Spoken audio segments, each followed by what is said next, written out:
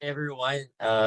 Happy Monday again, and it's June 3rd, mid-year, malapit na, and it's just few days away from mid-year, no? So it's nice to actually having mid-year check-up or check-in. Kamusta na ba tayo with regards to our goals? So I just want to tell a short topic today, about the process of elimination. Kasi in personal development, especially on gearing towards, pursuing for success, kailangan natin ng mag-add ng new skills. We have to actually um, get more and more, add more to ourselves, no, para mag-grow tayo, no. But there is something that we call process of elimination also, which is also a very good thing when it comes to personal development. So while personal development is actually about adding new skills, new habits, process of elimination is still as valuable, in the process. So here's how it works. No, you have to actually identify areas for improvement. So start by reflecting on your overall goals and where you might be falling short. So look for recurring negative patterns, yung mga habits that actually drains your energy or behaviors that actually hinder your progress. Check mo yun sa ginagawa mo. And then you can actually, eliminate those things. This could also be things like procrastination, negative self-talk, pessimism, time-wasting activities, limiting beliefs, mga bisyo na hindi pa matanggal-tanggal sa atin, no? It's very important to actually eliminate that kasi minsan hindi tayo makapag-add because we're full, 'no? Ah, Puno yung cup natin. We have talked about this before, 'no?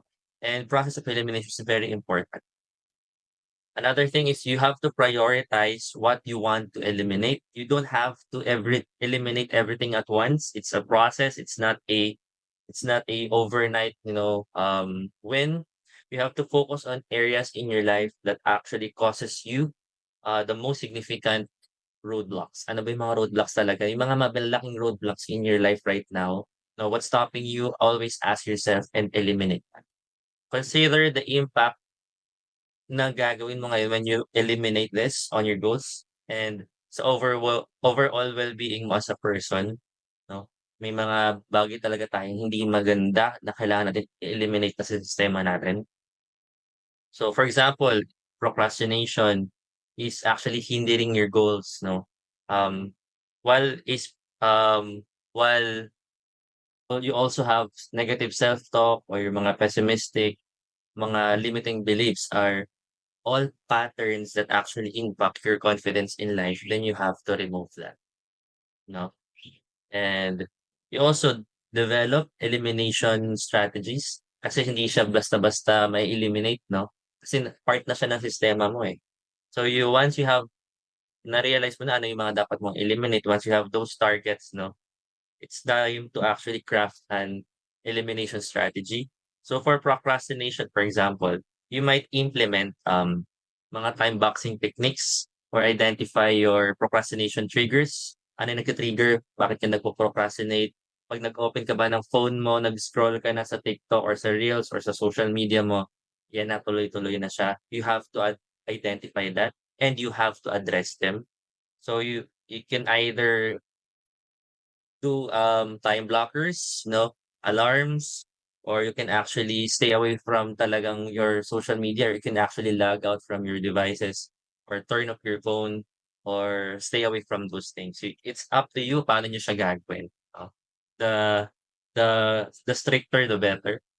So to combat negative self-talk naman, yung mga pessimistic side, yung mga limiting beliefs niyo, you have to practice self-compassion exercises or positive affirmations na, "Uy, you are more than what you define yourself. You are more than what you think you are."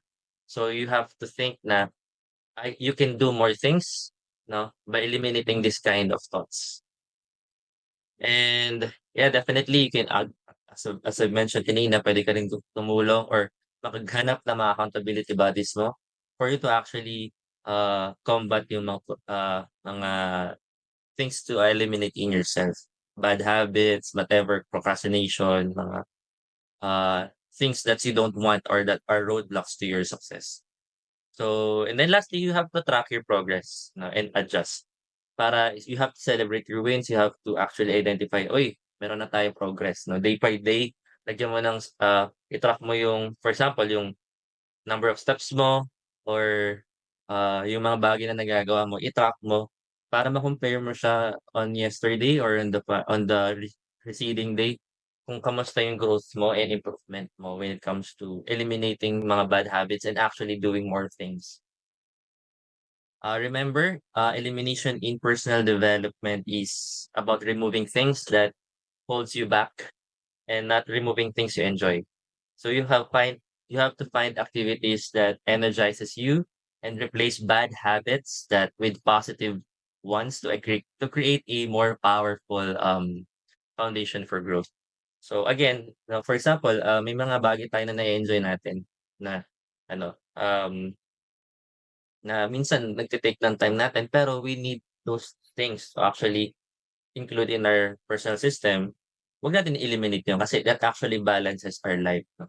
Pero yun nga, you have to eliminate yung mga bagay na nagda-drain ng energy mo, bagay na umuubos ng oras mo tapos wala ka naman natatapos, 'no? So you have to really be keen on that. You have to do a self-examination. You have to assess your performance day to day. Ano ba yung mga nagagawa mo? What's stopping you from actually getting there from your to your goals, 'no?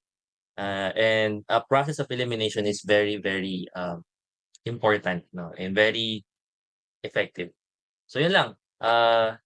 Thank you for listening and tuning in on this video and mid-year check-in sa ngayon June 'no. So, nasaan ka na ngayon sa mga goals mo? So, 'yun lang. Bye-bye.